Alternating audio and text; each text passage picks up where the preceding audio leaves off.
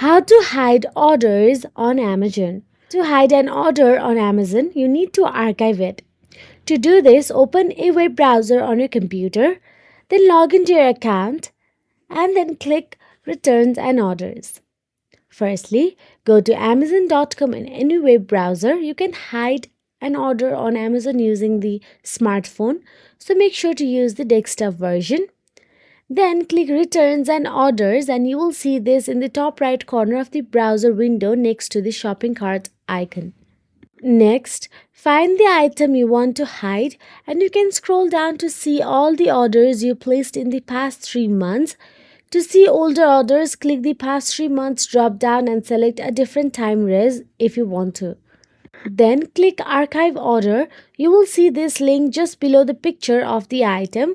Then finally click Archive Order in the pop-up window and confirm the archiving your order.